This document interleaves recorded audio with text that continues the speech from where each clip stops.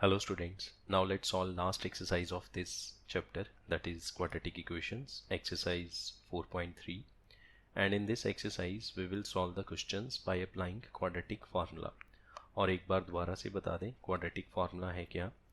Quadratic formula to find roots of the equation, मतलब हमारे पास कोई भी एक quadratic equation है जनरल फॉर्म में, let us say ax square plus bx plus c is equal to 0. ठीक है, ये क्वाड्रेटिक इक्वेशन है जिसमें जो लीडिंग कॉफिशेंट है, जो एक्स स्क्वायर का कॉफिशेंट है दैट इज कॉल्ड ए, जो मिडल टर्म का कॉफिशेंट है that is called b, and of course जो बच गया that is called constant term सी.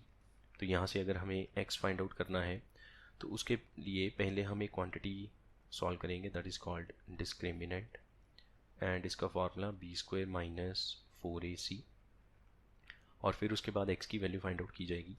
अच्छा, d की वैल्यू के बेसिस पे तीन केस बनते हैं. Case 1, if d is greater than equals to 0. ठीक है, ये सब पहले पढ़ाया जा चुका है. If d greater than 0 then roots are real and distinct, roots are real and distinct. Distinct मतलब अलग अलग वैल्यू होगी. ये सब चीज़ें हम पहले ऑलरेडी डिस्कस कर चुके हैं. एक बार दोबारा क्विकली रिकैप किया जा रहा है. केस 2, अगर d एग्जैक्टली 0 हो जाए, d is equal to 0, then roots are real and equal. तो रूट्स जो हैं वो रियल भी होंगी और इक्वल भी होंगी, एंड वाइस वर्सा. दोनों में वाइस वर्सा है, मतलब तीनों में ही है. तीसरा केस जो लिखेंगे उसमें भी है. सेकंड वाला केस थोड़ा ज़्यादा यूज़ होगा. आपको कंडीशन ऑलरेडी दे रखी होगी कि रूट्स आर इक्वल, तो आपने d को 0 करके वहाँ से जो भी कंडीशंस होंगी उनको ड्राइव कर लेना है. जो कोई मिसिंग वेरिएबल है उसे हम फाइंड आउट कर लेंगे. ठीक है. और थर्ड केस है if d is less than 0, मतलब अगर d नेगेटिव हो जाए तो क्या होगा, then no real roots, no real roots. तो उस केस में रियल रूट्स एग्जिस्ट नहीं करेंगी. अब जिस इक्वेशन की रियल रूट्स ही नहीं है उसको सॉल्व क्या करेंगे. ठीक है ना. उस केस में फिर कौन सी रूट्स आएंगी, उस केस में आएंगी इमेजिनरी रूट्स. और इमेजिनरी रूट्स अभी हमारे सिलेबस में नहीं है. जब हम क्लास 11 में जाएंगे वहाँ पे एक चैप्टर स्टडी करेंगे कॉम्प्लेक्स नंबर्स, इन केस अगर हमने मैथ्स को ऑप्ट किया क्लास 11 में, तो चैप्टर पढ़ेंगे कॉम्प्लेक्स नंबर्स. उस चैप्टर में फिर आयोटा वगैरह ये टर्म्स इन्वॉल्व होती हैं, अभी समझ में नहीं आएंगी, इसलिए हम इसके बारे में ज़्यादा बात नहीं करेंगे. तब जाके आपको पता चल जाएगा. तो अब यहाँ से अगर x फाइंड आउट करना है तो फॉर्मूला क्या है, minus b plus minus under root d by 2a. This is called a quadratic formula. ठीक है, ये है quadratic formula. Quadratic formula apply करने से पहले हमें d फाइंड आउट करना पड़ता है. d एक टर्म है that is called discriminant. Discriminant हमें क्या बताएगा, d से हमें नेचर ऑफ रूट्स का पता चलता है. ये जो हमने तीन केस लिखे हैं ये नेचर ऑफ रूट्स के बारे में बताते हैं कि रूट्स का नेचर कैसा है. रूट्स रियल है, इक्वल है, या एग्जिस्ट ही नहीं करती. तो वो हमें कहाँ से पता चलता है, d की वैल्यू से. d की वैल्यू के अकॉर्डिंगली हम कमेंट करेंगे रूट्स रियल है कि नहीं है. ठीक है. अब जैसे ये फर्स्ट क्वेश्चन है, सबसे पहले तो ये लिखा हुआ है find nature of roots and if real roots exist. तो रियल रूट्स दो केस में एग्जिस्ट करती हैं, फर्स्ट और सेकंड में. अगर d पॉजिटिव आए तो भी रियल रूट एग्जिस्ट करेगी. अगर d एग्जैक्टली इक्वल टू 0 आ जाए तो भी रियल रूट्स एग्जिस्ट करती हैं. तो रियल रूट्स जो है वो दो केस में एग्जिस्ट करती हैं, या तो d की वैल्यू पॉजिटिव होनी चाहिए या d की वैल्यू इक्वल्स टू 0 होनी चाहिए. अगर d नेगेटिव में आया तो रियल रूट्स एग्जिस्ट नहीं करती हैं. अब यहाँ पे इस क्वेश्चन को सॉल्व करते हैं. तो सबसे पहले तो व्हाट इज़ a, जो फर्स्ट कॉफिशेंट है that is 2, b is the middle coefficient, और यू कैन से x के आगे वाला number that is -3, and c is called constant that is 5. ठीक है. सो सबसे पहले आपको d कैलकुलेट करना है, बी स्क्वायर माइनस 4ac, और फटाफट से इसमें वैल्यूज पुट करके इसको सॉल्व कर लीजिए. -3 स्क्वायर माइनस 4 इंटू 2 इंटू 5. ठीक है. आप भी कैलकुलेशन करते जाइए साथ के साथ, और इन केस अगर आपकी कैलकुलेशन गलत हुई तो मैच कर लेना कहाँ पे आपकी गलती हुई है. -3 का स्क्वायर 9, -4 2 ज़ा 8, 8 इंटू 5 40, तो ये बन गया -31। तो देखो इसमें जो d है वो लेस देन ज़ीरो आया, मतलब नेगेटिव आया। लेस देन ज़ीरो का मतलब नेगेटिव, जो ज़ीरो से छोटा होगा वो नेगेटिव होगा। So therefore no real roots exist. तो इस केस में रियल रूट्स एग्जिस्ट नहीं करती हैं। तो जब रियल रूट्स एग्जिस्ट ही नहीं करती हैं तो हम उन्हें सॉल्व भी नहीं करेंगे, क्योंकि इमेजिनरी रूट्स सॉल्व करने का प्रोसीजर अभी हमारे सिलेबस में नहीं है, वो जाके क्लास 11 में आएगा। अभी हमारे सिलेबस में सिर्फ रियल रूट्स फाइंड आउट करने का प्रोसीजर है। तो जिस क्वेश्चन की रियल रूट्स ही नहीं है हम उसको सॉल्व क्या करेंगे, मतलब उसको छोड़ देंगे। नेक्स्ट ये आ जाता है हमारे पास सेकेंड पार्ट। अच्छा, ये 4√3 लिखा हुआ है, ठीक है, 4√3x। So what is a in this case? First coefficient मतलब एक्स स्क्वायर का कॉफिशेंट, b की वैल्यू क्या है, x का कॉफिशेंट -4√3, एंड c की value in this case is +4। Now I need to find d, b square -4ac, b का square करेंगे -4√3 square -4 into 3 into 4। अब देखो माइनस का स्क्वायर तो प्लस हो गया, ठीक है, और 4 का स्क्वायर 16 इंटू √3 का स्क्वायर 3, ठीक है, ये पता है ना, बेसिकली ऐसे होगा 4√3 का स्क्वायर 4 का स्क्वायर अलग हो जाएगा प्रोडक्ट फॉर्म में, दो टर्म्स आपस में मल्टीप्लाई में है तो दोनों का स्क्वायर अलग अलग करके मल्टीप्लाई कर देंगे। तो 4 का अलग किया, √3 का अलग किया, 4 का 16, √3 का 3, तो ये बन गया 16 इंटू 3। और यहाँ से 4 3 ज़ा 12, 4 ज़ा 48, 16 3 ज़ा 48 -48 is equal to 0। So as d is equals to 0, therefore अब d 0 होने पे क्या था, roots are real and equal. Roots जो हैं वो रियल भी हैं एंड इक्वल भी हैं। तो इक्वल रूट्स को फाइंड आउट करने का हमारे पास फॉर्मूला है x इज इक्वल्स टू, अच्छा देखो अगर d 0 हो जाए, फॉर्मूला तो यही अप्लाई करना है, यही वाला फॉर्मूला यहाँ पे अप्लाई करेंगे। अगर d 0 हो जाए तो यहाँ पे 0 आ जाएगा, और 0 का रूट क्या होता है, 0 का रूट 0 होता है। तो बाकी बचा क्या, बाकी बचेगा -b/2a, बस ये आंसर आ जाएगा। d है ही नहीं है तो पुट क्या करेंगे, तो यहाँ पे वैल्यूज पुट करते हैं -4√3/2 इंटू 3, ठीक है, ये वाला 2 इस 4 को कट कर देगा, यहाँ पे 2 रह गया।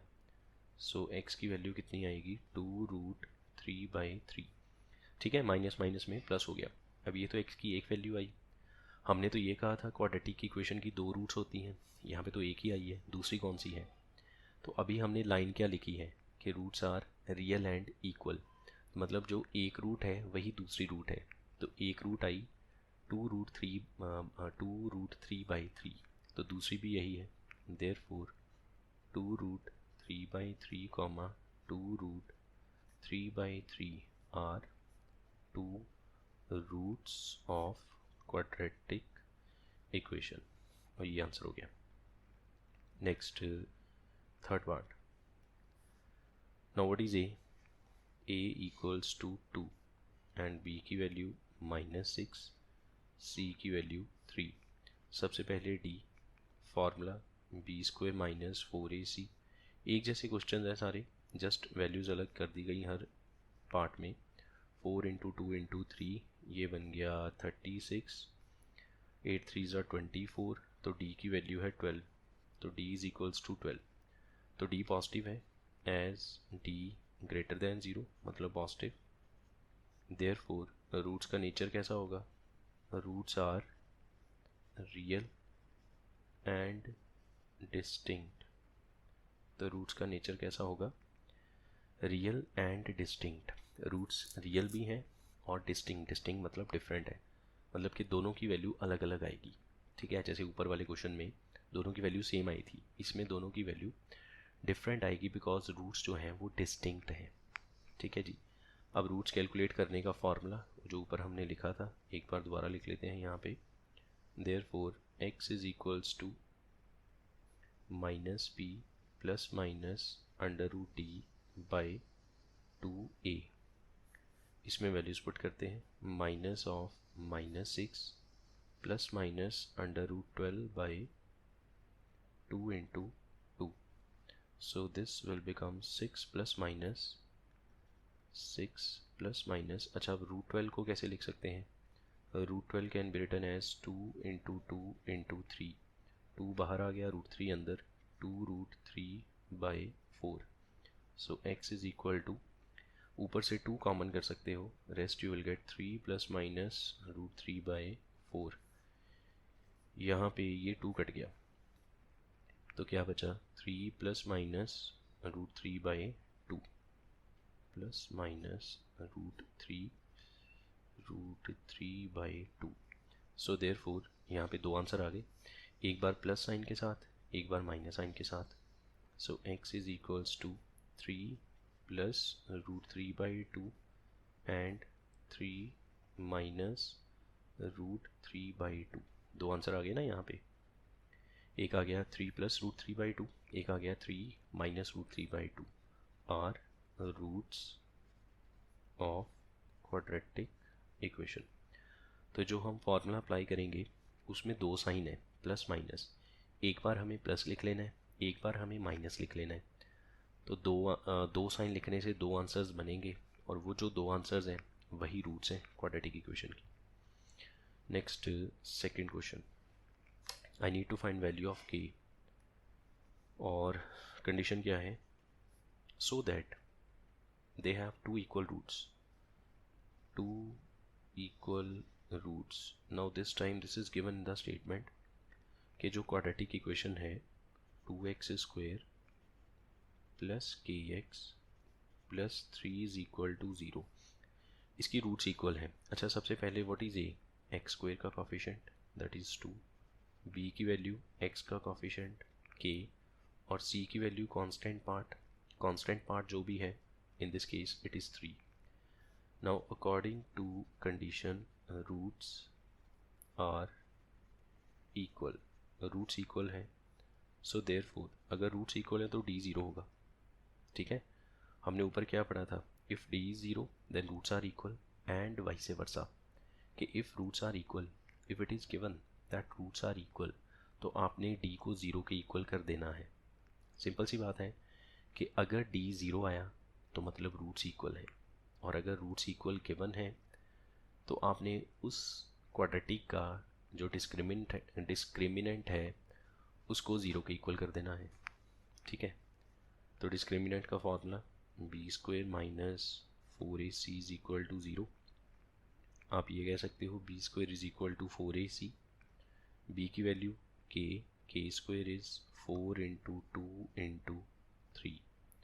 सो k इज इक्वल टू, अच्छा जब स्क्वायर का रूट करेंगे तो प्लस माइनस भी लगेगा, ये बनेगा 4 2 8, 3 24, और 24 के फैक्टर 2 इंटू 2 इंटू 2 इंटू 3, तो 2 2 में से एक बाहर आ जाएगा और रूट के अंदर रहेगा 6. तो k की 2 वैल्यूज़ हैं, इधर +2√6 और -2√6. ठीक है, नाउ सेम लॉजिक के साथ हम यहाँ पे सेकंड पार्ट सॉल्व करेंगे. तो सेकंड पार्ट में हमें इक्वेशन क्या गिवन है, इसको पहले ओपन करो, क्योंकि देखो ब्रैकेट लगाने से तो ये क्वाड्रेटिक तो किसी भी तरीके से नज़र नहीं आ रही. क्वाड्रेटिक इक्वेशन कौन सी होती है जिसमें x² प्रेजेंट हो? इसमें तो x² नज़र ही नहीं आ रहा. तो हम क्या करेंगे, पहले ब्रैकेट्स ओपन करेंगे लाइक दिस. kx को x से किया तो ये बनेगा kx² minus 2kx plus 6 is equal to 0. a is equal to k, b is minus 2k and c is 6. ठीक है, जो पहला कोफिशिएंट है x² के आगे जो लगा हुआ है दैट इज a, और वो है k. x के आगे जो लगा वो b माइनस 2k, और बाकी बच गया c 6. तो डिस्क्रिमिनेंट का फॉर्मूला, अच्छा डिस्क्रिमिनेंट को 0 के इक्वल क्यों करेंगे? Because roots are equal. इस केस में भी यही सेकंड क्वेश्चन का सेकंड पार्ट है. कंडीशन इसमें भी सेम है कि रूट्स आर इक्वल. तो ये फॉर्मूला बन गया b square minus 4ac is equal to 0, b square is equal to 4ac minus 2k square 4 into k into 6, ये बन गया 4k square is equal to 4k6। अच्छा वैसे इसको सॉल्व करने के लिए ना हम ऐसे करेंगे 4k स्क्वायर माइनस 4k, ये k6 लिख दिया, 24k लिखना चाहिए था, 4 6 24, 24k इधर आके माइनस हो गया, ठीक है, 4k कॉमन आया, k minus 6 is equal to 0। अब ये दो फैक्टर हो गए, एक हो गया 4k, एक हो गया k माइनस 6, सो इधर 4k is equals to 0 और k minus 6 equals to 0. K is equal to 0 by 4, that is 0, and in this case k is equal to 6. अब इन दोनों में से एक आंसर रिजेक्ट हो जाएगा, वो होगा k is equal to 0 वाला। वो कैसे एक्सप्लेन कर देते हैं। देखो अगर k खुद 0 हो गया तो पहली टर्म 0 हो जाएगी, दूसरी टर्म भी 0 हो जाएगी, बचेगा क्या, सिर्फ 6 इज इक्वल टू 0। ये जो आपको इक्वेशन गिवन थी इसमें अगर आप k को 0 पुट करोगे तो पहली टर्म 0 हो गई, 0 इंटू एक्स स्क्वायर 0 हो गया, फिर 0 इंटू एक्स 0 हो गया, बाकी बचा 6 इज इक्वल टू 0। तो क्या ये सही है, दिस इज़ फॉल्स। एक तो ये रीज़न हो गया। दूसरा रीज़न, अगर k 0 हो गया तो एक्स स्क्वायर वाली टर्म वहाँ से उड़ जाएगी, क्योंकि एक्स स्क्वायर का कॉफिशेंट 0 हो जाएगा। और हमने क्या पढ़ रखा है कि क्वाड्रेटिक इक्वेशन को क्वाड्रेटिक तभी तो बोलते हैं बिकॉज उसमें एक्स स्क्वायर वाली टर्म प्रेजेंट होती है। अगर एक्स स्क्वायर वाली टर्म ही उड़ गई तो वो क्वाड्रेटिक तो रही नहीं, ठीक है ना। तो इसलिए एक्स स्क्वायर का कॉफिशेंट जो है वो 0 नहीं हो सकता। सो k इज इक्वल टू 0 यहाँ पे क्या हो जाता है, रिजेक्ट। तो ये आंसर आ गया, ठीक है। ये सब समझाने के लिए था, इसको हटा दें। नाउ नेक्स्ट थर्ड, क्या ये पॉसिबल है, is it possible to design एक रेक्टेंगुलर गार्डन डिज़ाइन करना है जिसकी लेंथ ब्रेड्थ से डबल हो और एरिया 800 हो। अगर ये पॉसिबल है तो लेंथ ब्रेड्थ फाइंड आउट करो, ठीक है। सॉल्व कर देते हैं। लेंथ ब्रेड्थ से डबल है तो हम लिख सकते हैं let breadth is equals to x metre, therefore length is equals to, इसका डबल करेंगे 2x metre, according to condition x into 2x, length into breadth. चलो यहाँ पे ऐसे लिख दें, according to condition area is equals to l into b, area की जगह 800, length is 2x into breadth is x, 800 is equal to 2x square, 2 इसको cut कर देगा, so x square is equal to 400। क्या ऐसा हो सकता है कि किसी टर्म का स्क्वायर पॉजिटिव 400 हो, क्या ऐसा हो सकता है? Yes, it is of course possible. अगर मान लो ऐसा लिखा आ जाए एक्स स्क्वायर इज माइनस 400, तो हम लिखेंगे नॉट पॉसिबल, बिकॉज किसी टर्म का स्क्वायर करके इक्वल टू नेगेटिव आंसर नहीं आ सकता। आप किसी का भी स्क्वायर करो, नेगेटिव में तो आंसर नहीं आएगा ना। तो x square is equal to minus 400, ये तो गलत हो गया कि x कुछ भी हो, पॉजिटिव हो नेगेटिव हो, स्क्वायर करके तो पॉजिटिव ही बनेगा। अगर हम कहें x square is equal to negative of something तो वो गलत है, वो पॉसिबल नहीं होगा। लेकिन यहाँ पे तो साफ नज़र आ रहा है x square is equal to 400, तो square of any number is always positive, therefore it is possible, ठीक है। इसको फर्दर आगे सॉल्व कर दो यहाँ पे। So x is equals to square का रूट करेंगे तो प्लस माइनस आएगा, आंसर आएगा प्लस माइनस 20। अब देखो x क्या था, x हमने लेट किया था ब्रेड्थ को। अब x की दो वैल्यूज़ आई, एक पॉजिटिव 20 एक नेगेटिव 20। ब्रेड्थ नेगेटिव तो हो नहीं सकती, इसका मतलब आंसर क्या है, positive 20। As breadth cannot be negative, therefore breadth is equals to 20 metre and length is equals to इसका डबल 2 into 20 which is equals to 40 metre. Next ये रहा, is it possible, is the following situation possible. Situation क्या है, if so determine the present ages. अगर possible है तो present age let करो, मतलब प्रेजेंट एज फाइंड आउट करो, लेट नहीं करो, डिटर्मिन मतलब फाइंड आउट करो। The sum of ages of two friends is 20 years. दो फ्रेंड्स की एज का सम 20 ईयर्स है। 4 ईयर्स अगो, 4 साल पहले क्या था, इनकी एज का प्रोडक्ट 48 था। तो क्या ये सिचुएशन पॉसिबल है। अगर पॉसिबल है तो दोनों की प्रेजेंट एज फाइंड आउट करो। तो हम लेट करते हैं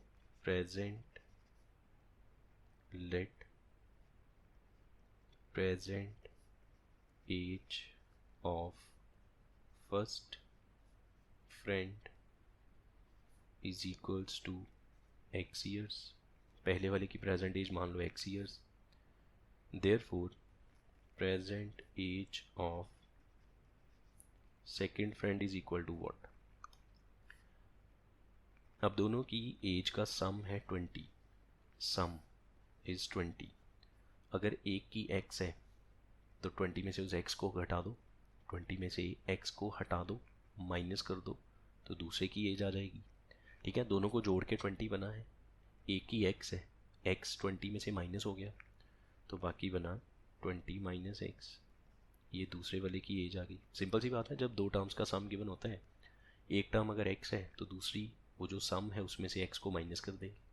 ठीक है, नाउ अकॉर्डिंग टू क्वेश्चन, अब कंडीशन क्या है, 4 साल पहले, प्रेजेंट एज अगर पहले दोस्त की x ईयर्स है तो 4 साल पहले क्या होगी, इसमें से 4 माइनस करेंगे, x माइनस 4, इसको मल्टीप्लाई करना है इनटू, ब्रैकेट का मतलब है मल्टीप्लाई, किसके साथ, दूसरे दोस्त की एज, वो भी 4 साल पहले वाली। प्रेजेंट अगर 20 माइनस x है तो 4 साल पहले क्या होगी, इसमें से 4 माइनस कर देंगे, ये x माइनस 4 हो गया पहले दोस्त की एज 4 साल पहले वाली, ये हो गया दूसरे दोस्त की एज 4 साल पहले वाली, और इनका प्रोडक्ट किसके इक्वल है, that is equals to 48।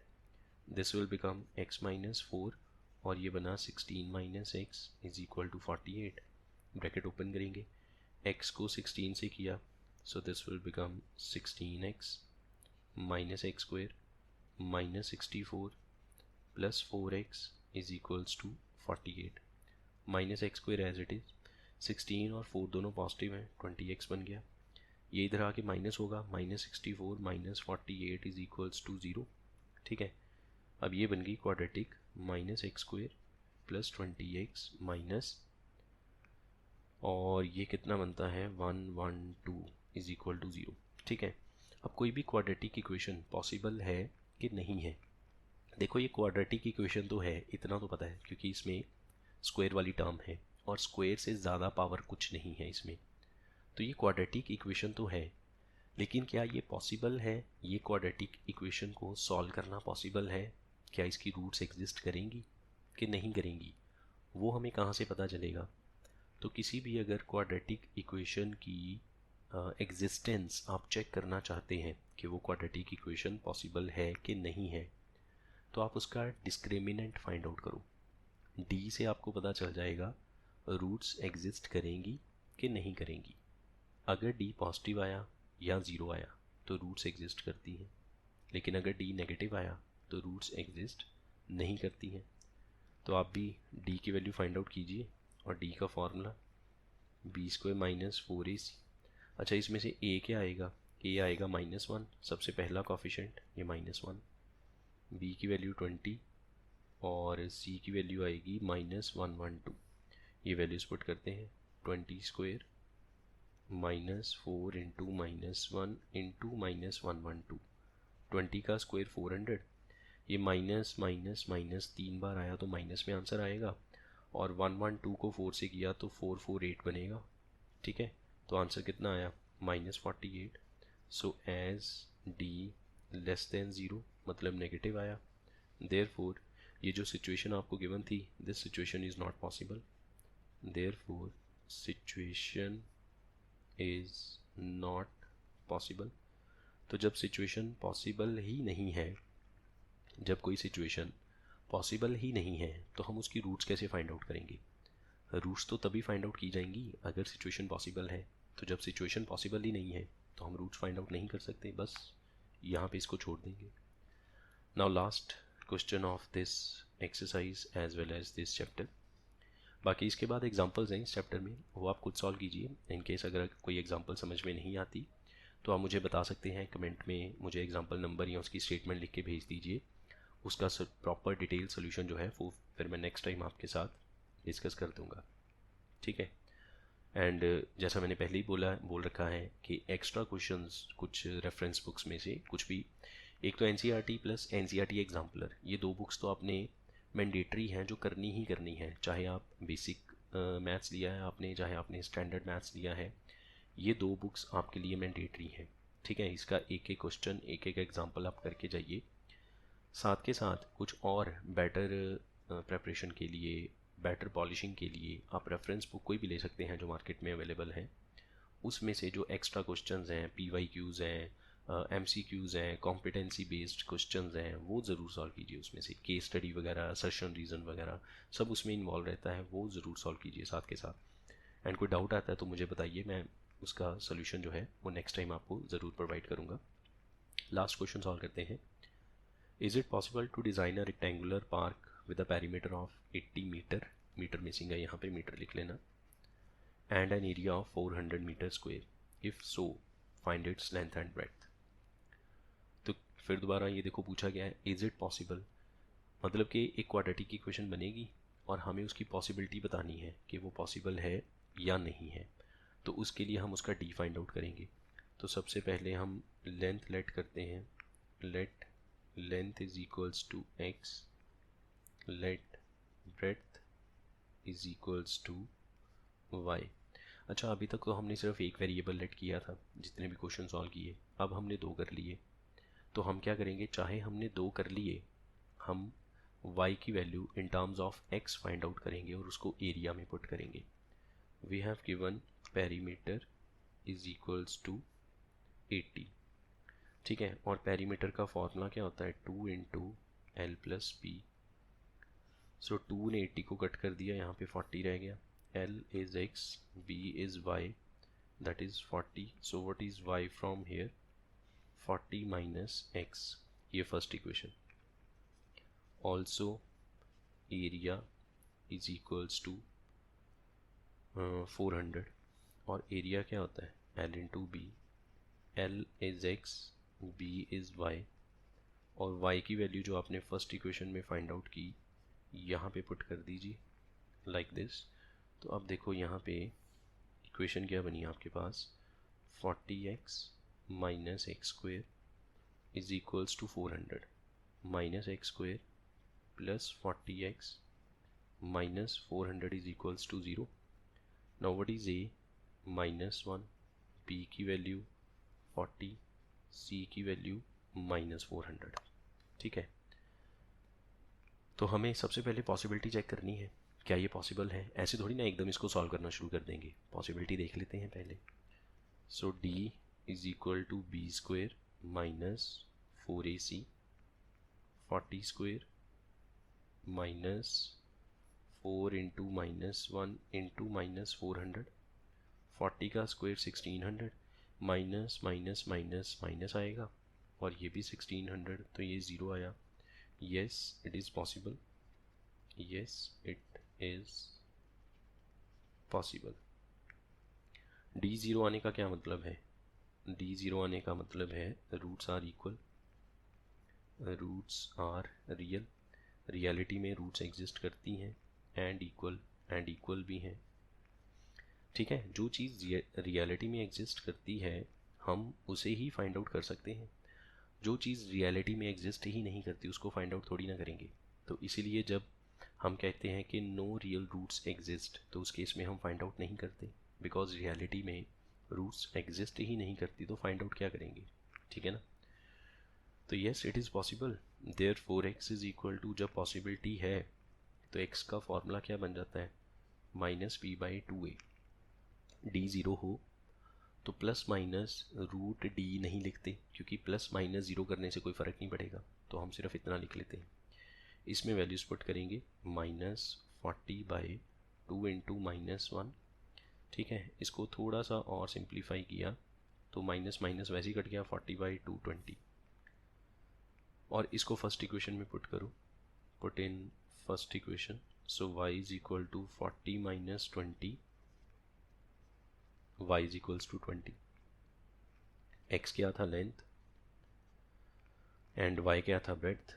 So length is equals to 20 meter and breadth is also, breadth is equals to 20 metre.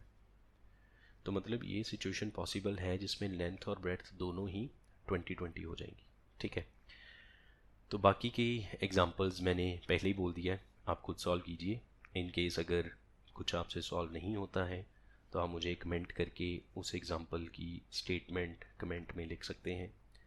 उसका सॉल्यूशन मैं आपको नेक्स्ट टाइम, नेक्स्ट जो डाउट्स वाली वीडियो होगी उसमें प्रोवाइड कर दूंगा।